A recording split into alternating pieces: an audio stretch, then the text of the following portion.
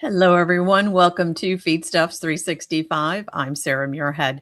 Joining us today is Dr. Al Kertz, and we're going to dig into the topic of how dairy calves can be influenced by thermal aptitude. Altitude.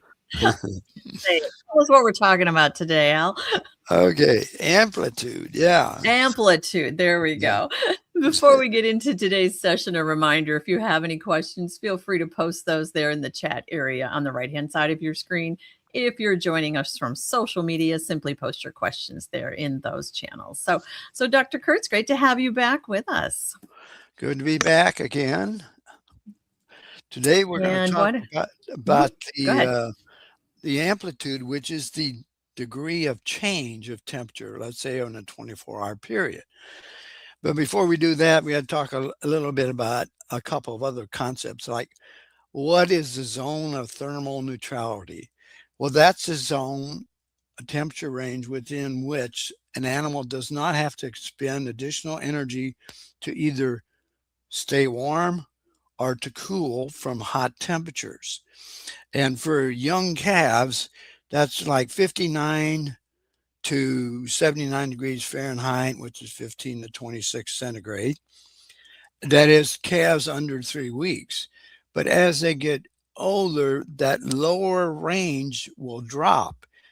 And the reason it drops is because as the calves eat starter, that ferments in the rumen, and that produces heat of fermentation, which helps them stay uh, warmer at colder temperatures. And that's why ruminants do so well in the wintertime, but not so well in the summertime, because in the summertime, when they want to cut their heat of rumen fermentation, they eat less. And that's not good because they're going to produce less milk if they're cows. So that's a factor with calves. And then there's some other things with calves that can influence that, such as during the wintertime, how thick is the hair coat? Is it matted down? Is it wet? Is the bedding wet? Or how good the insulation is? Is it really fluffy? And whether things like wind is cut out or blankets being used for young calves. And so all those are factors that can influence this. Now, in today's report, we're going to look at a study that was done in Brazil. They've done some excellent calf research, and this one was very involved. So we'll kind of dig into it. Um, what they did was they had a climatic chamber. So that's there aren't many of those around. I think you can do calf studies with. So they used male and female calves from a commercial herd, and they put them into this chamber, and they had different treatments. One was a control, so they just had a flat temperature humidity. Another one was where they ramped up the temperature for a period of time and then back down. So that's what we're calling the amplitude, how much did that go up and down? What was the range of that temperature change in that period of time? So the calves generally were fed 6 liters of milk a day, and they were also fed a calf starter that was really kind of a meal product. And then after they were weaned at 28 days and moved out, they also added some about 5% corn silage. So it made it like a total mixed ration. Not something I'd recommend, but that's what they had to deal with in this study. So let's take a look then at some of these data. The first thing we'll do is look at the table. And there you see the composition. Whole milk was about 22% protein on a dry basis. So that's a little bit on the low side, what we might see for Holstein milk. Fat was 28%. Solids a little bit under 13, so that's fairly typical. Then you look at the starter, it was 86% dry matter, which is fairly typical. About 19 protein on a dry basis. And then the corn silage was 30% on dry matter and only about 5.9 in terms of dry matter protein. So those are the treatments they had. Now, if we look a little bit more at the study itself, um, there is what they called the experimental period, and we'll see that on the graphs that we'll look at in a minute. And then there is the post-experimental period. So they looked at a control, and then they looked at the experimental period, what was the response of the calves, and then after they came off the experimental period, they looked at what if there was any carryover effect. And then they carried them out to, I think it was 9 weeks. So they had a long carryover effect, which is always good to measure that because you never know whether the treatment has a carryover effect. And if you don't know that, the treatment might look good, but then if it has a negative carryover effect, the overall effect may not be good. And so they kind of cancel themselves out. So let's take a look then at the first figure. It's really got three sub figures. If you look at the one on respiratory rate, that's the one on the upper left corner. You see the dotted line is the experimental treatment. So you can tell what happened as they went from 6 hours, the 6th hour of the day, out to almost 18 hours, where they took the temperature up. Of course, what they saw was that the respiratory rate went up during that period when the temperature was hotter. And then it came down as they dropped the temperature down. So that's not too surprising. And then the next figure in that same sequence to the right of that shows the heart rate. Interestingly, the heart rate of the control dropped, whereas the others actually continued on an incline up. And then when the treatment was completed, they came back together. So that's the heart rate. Now, on the third segment, that bottom segment, we have the rectal temperature. So, not surprisingly, as the temperature was increased in climatic chambers on that particular treatment, the rectal temperature increased, and then when the temperature dropped, it came back down.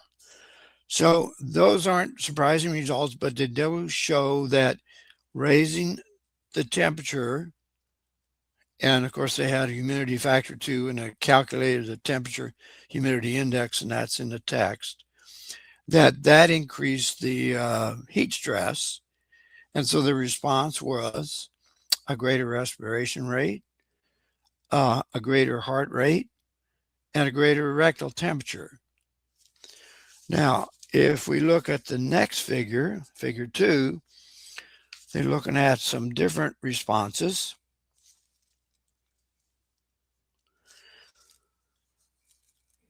And here you see the period, the experimental period, and what happens after the experimental period.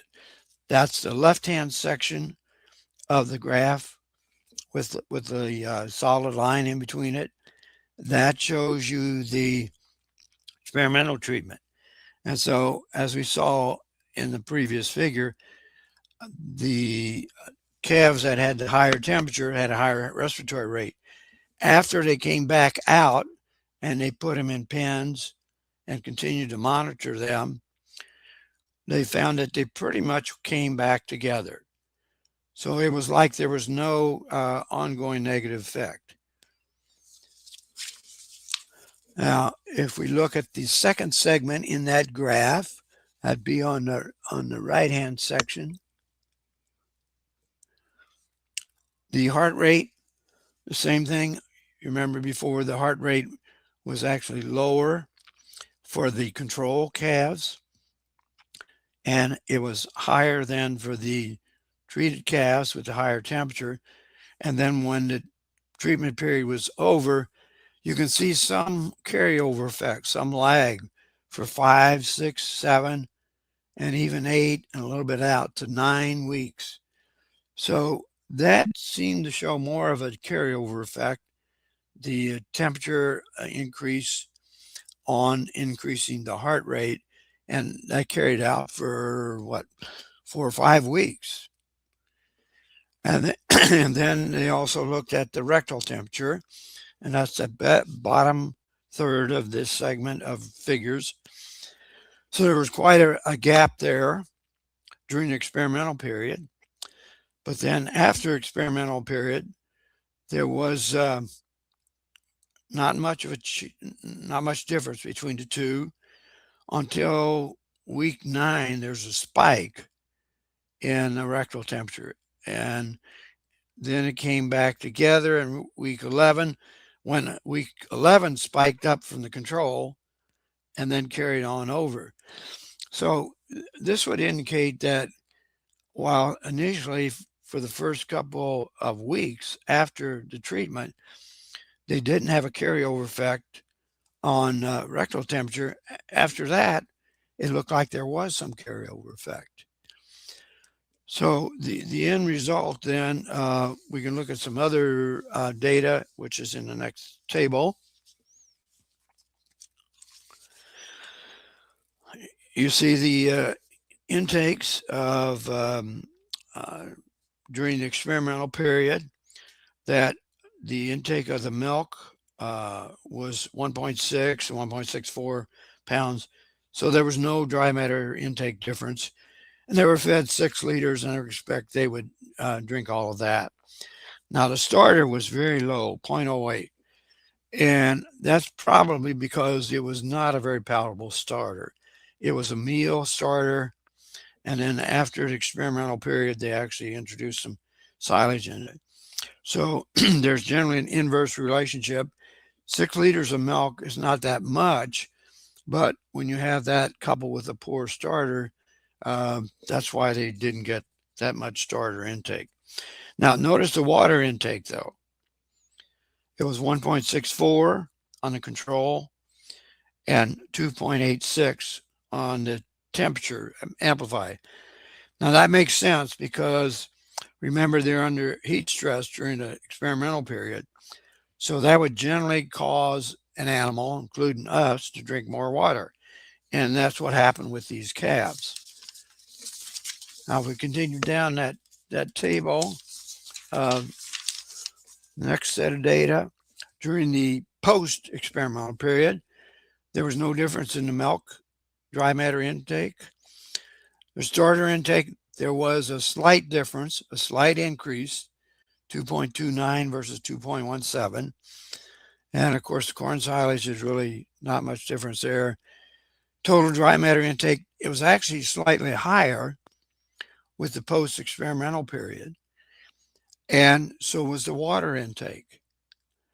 Now that's interesting because it's almost like the calves were trying to compensate for the heat stress they endured. Now, this heat stress, though, wasn't for that long a period of time. And I know with cows, it used to be thought, well, if you're in the northern U.S. during the summertime, you don't have to be concerned about heat stress in cows. But when I was working at Purina in the St. Louis area, if our cows had a hot temperature and high humidity for about 2 weeks, they not only went down in intake and milk production, but they never really recovered during that lactation. So there's always a segment of how long does it take for heat stress to have a carryover effect. And we don't know for sure. This is the only study I know that's ever been done with calves, but we can see that in this case, there was some carryover effect. And in this case, it looks like they tried to compensate by maybe eating a bit more starter and drinking a bit more water. Now, they also did a number of other assays that are indicated in the text. I'm not going to go through it. They did blood looked at various blood parameters. The only thing they saw different was creatinine and cholesterol during the post-experimental period. Let's see, they did some rumen, pH, and VFAs. They didn't find any difference there, which is not surprising because their intakes weren't that much different. And they did fecal scores, looked at diarrhea, the days and extent of that. No differences there. And there were no differences in body weights. Now, that might seem a little bit puzzling because there was a little increase in intake of the starter along with water, but not a high difference. So it didn't show up as anything there. I have to commend these authors for doing this study. There's quite a few on the paper. Let's see, 2, 4, 6, 8, 10, about 12 of them. And Dr. Campos is kindly providing me with the figures that we saw here. So it's a very intense study. It's not the kind of study you normally do because, as I said, I don't know any other place that's really done studies with calves in environmental chambers where they can control the temperature and the humidity and modify it and then measure these kinds of responses. And Al, it really could be a response that depends on the individual calf itself, right? I mean, maybe some are more tolerant to heat stress, just like we are. Oh, definitely. And another factor is, I have it in the text. There's a previous study I had reviewed that was done in southern Georgia at Tifton Station, and they found that when the temperature swings from night to day, had a more negative effect on the calves than when it was regularly on a consistent basis, hot and humid. So it says that, well, maybe our system isn't as good at this daily swings like that. And we can relate to that because we've had some temperature swings to like 40 degrees in back-to-back days, and we don't like that. So right, exactly. I think the genetics is certainly a factor. And in most cases, we don't know enough about the genetic differences of the calves that we can factor into it. And another factor, too, is to manage your genetic differences, you got to have huge numbers. And in a study like this, they're limited how many calves they can use because of the space available in the chambers. A reminder that if you have any questions, post those now for Dr. Kertz. And you can also find his column there in the chat if you'd like to dig into that a little further. It's also on feedstuffs.com. So Dr. Kertz, as we always like to ask, what's the bottom line in all of this? Well, I think the bottom line is we're in April, and if you're in the northern hemisphere, we're getting into the warmer weather, and we have these big temperature swings. So that can have a more negative effect on the calves. I think you have to be more concerned about the high temperatures and humidity and the change that occurs. So depending on the housing and the feeding program, you might see differences in their intake and their performance during these swings. And next month, they're going to talk about heat stress in calves and some of the studies that have been done. So we'll look more at that dimension. But this study, I think, was key to show us that these swings in temperature can have a more negative effect than maybe high temperature and humidity on an ongoing effect.